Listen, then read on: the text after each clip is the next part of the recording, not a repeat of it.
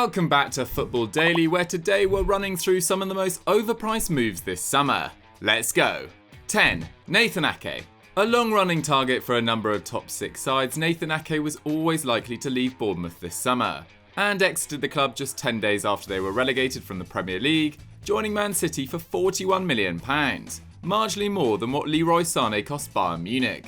The citizens have a track record of overspending on defenders, and considering their centre-back crisis last term, as well as the club's vast wealth, we can't imagine many of their fans being too bothered about Aké's fee. Equally, had Bournemouth stayed up, 40 million would have been the price we all expected him to go for. But the fact the Cherries went down and were subsequently more obligated to sell raises questions as to why his value didn't drop.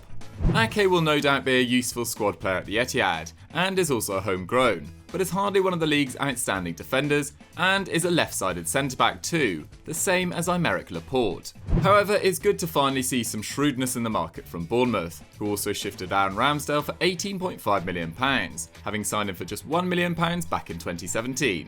9. Kyle Walker-Peters. Kyle Walker-Peters' move from Spurs to Southampton this summer is far from a bad transfer, and on first inspection his £12 million fee seems fairly reasonable. However, when you consider one of the Saints' most important players in Pierre-Emile Højbjerg went in the other direction for just £3 million more, it's clear who got the better end of the deal. After all, Walker-Peters made just 12 Premier League appearances across 2.5 seasons in the Spurs senior setup. Liked a lot by manager Ralph Hasenhüttl, the right-back took his chance at St Mary's following his loan move in January, and was one of the side's better performers as they went unbeaten in their final 7 games of the campaign. However, he's hardly a complete fullback. Though an excellent dribbler, completing over 2 take-ons a game with a 92% success rate, he is far from solid defensively, coming away with the ball from just over half his tackles, and only creates a chance once every 2 games. He can of course improve in all these areas, and we back him to do so in a team which has improved significantly as a whole over the last 12 months. Nevertheless, Southampton certainly should have got a better deal on the 23-year-old. Before we go any further, just a quick reminder to subscribe to Football Daily and hit that notification bell to never miss one of our fantastic top 10s. 8. Emre Can. This move was actually concluded outside of the transfer window back in February, but Borussia Dortmund really should have waited until the summer before making their loan for Emre Can permanent.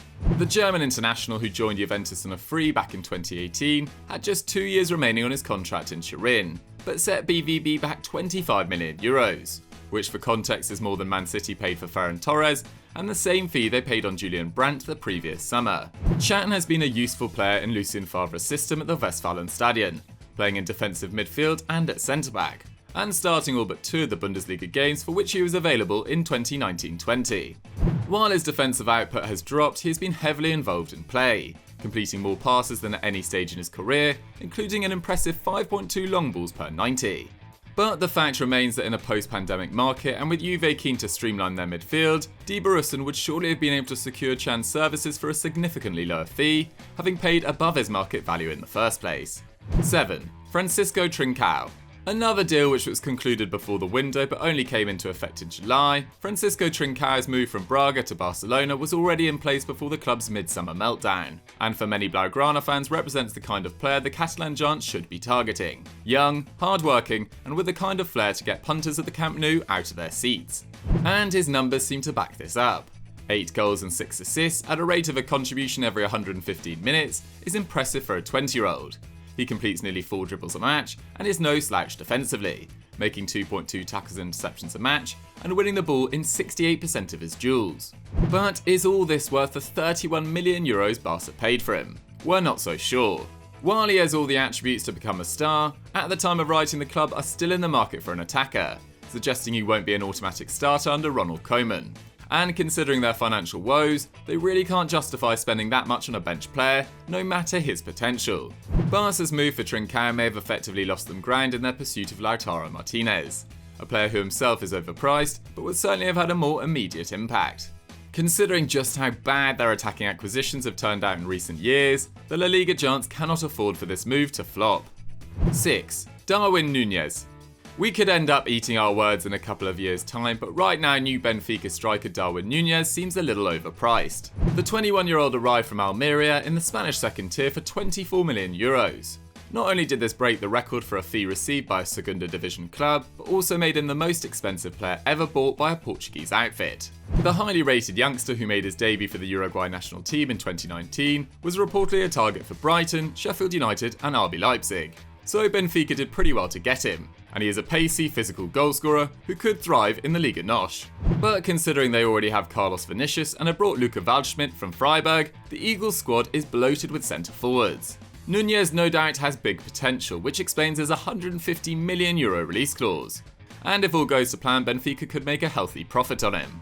But it's nevertheless a bold investment on a player who until now hasn't played in a top European division, especially considering his former club have retained 20% of his rights. 5. Rodrigo. Unlike Darwin Núñez, Leeds United's Rodrigo will certainly not be making his new club a profit in the future. The Spanish striker who joined the newly promoted Premier League outfit for €27 million turns 30 next March, and subsequently carries little resale value on that fee. Of course, that's not what Leeds bought him for. An unselfish second striker, Rodrigo doesn't score much but was an integral part of the Valencia attack for a number of years.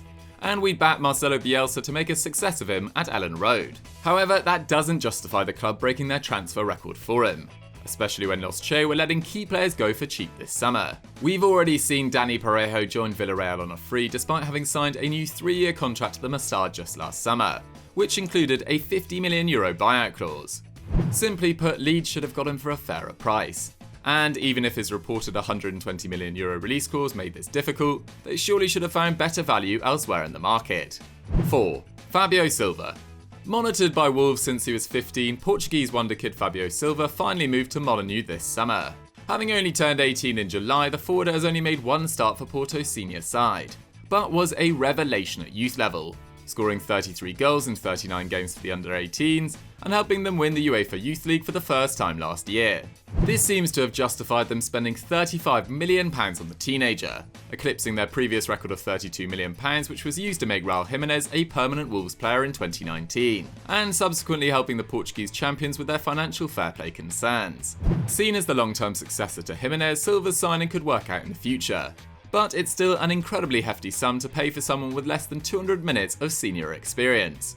The fee has been greeted with bemusement by commentators in Portugal, with some claiming right-back Thomas Esteves is the real jewel amongst Porto's academy graduates. Time will tell whether it's money well spent for Wolves, but it's certainly a big gamble. And entering the world's most watched league for such a big price will bring with it a lot of pressure for the youngster too. Hopefully Fabio Silva, now the 7th most expensive teenager of all time, can prove the doubters wrong. 3. Roberto Inglese. Between 2016 and 2019, Roberto Inglese enjoyed a relatively prolific spell in Serie A, hitting double figures in consecutive seasons to keep a poor Chievo side competitive in the Italian top flight, before hitting 9 in his first season at Parma, helping the Crusaders stay up in their first campaign back in the big time. This prompted the club to extend his loan and had an obligation to buy last year, meaning they ended up paying €18 million for him this summer. However, this follows an awful season for the Italian striker, in which he missed 22 games through injury and scored just 4 goals in the league. And it's not like this is anything new. He's had recurring ankle problems for the last 2 years, and at 28 years old they won't go away easily. With Dejan Kulusevski now at Juventus, Parma's attackers have their work cut out for them to make up for the output they are losing, with the Swedes scoring or assisting nearly a third of their goals last term. And as this goes out, they have failed to invest further in their attack. Inglese needs to have his best season yet, or he could prove a very costly mistake. 2. Anthony Knockaert. As you've probably gathered, the majority of moves we've spoken about in this video are not terrible transfers per se, but have involved larger fees than we'd reasonably expect, especially given the external circumstances surrounding this summer's transfer window. Fulham's signing of Anthony Knockaert, however, is pretty puzzling all round. At the time of writing, the French winger is still the cottager's biggest signing of the summer, making his loan deal in West London permanent for a fee which could rise to £15 million. And while he has recent Premier League experience with Brighton, he made just 18 league starts in his final year at the Amex, and a step down to the Championship last term didn't see his output improve. In fact, Knockaert's tally of 3 goals and 4 assists in over 3,000 league minutes at Craven Cottage was worse than he managed in almost half the game time for the Seagulls in 2018-19. Meanwhile, his dribbling and creative numbers didn't improve at all in the second tier, while his shooting only became more wild, with no one in the squad matching his 39 efforts from outside the box. Put simply, Knockaert no longer looks like the player who initially came up with Brighton in 2017. And 15 million is clearly too much for a man who struggled to contribute in the Championship, far from the kind of player Fulham need to stay up in 2021. 1. Victor Osimhen. After big money signing Hirving Lozano failed to light up the Stadio San Paolo in 2019-20, you'd have thought Napoli would be more cautious with their spending this summer. But that hasn't been the case, with the acquisition of Lille's Victor Osimhen setting them back around €70 million, by far the biggest fee paid by the Italian club for a player.